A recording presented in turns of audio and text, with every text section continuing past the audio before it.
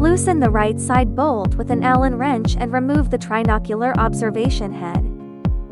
Install the transmitted and reflected light source, remove the dust cover, align it with the microscope connection position, and tighten the right side screw.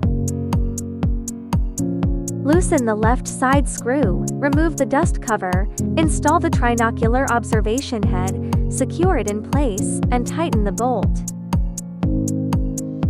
Remove the dust cover, take out the light box, align it, tighten the top screw, and simultaneously tighten the bottom connecting cable, then tighten the screw. Install the eyepiece, remove the dust cover, take out the eyepiece, align it, insert it. Plug in the power cord and turn on the device. Double-click the software installation package. Install the software installation. Complete. Close.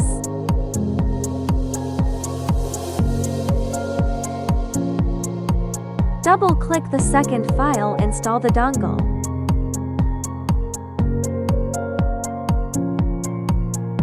Double-click the first folder in the third file. Install the camera program.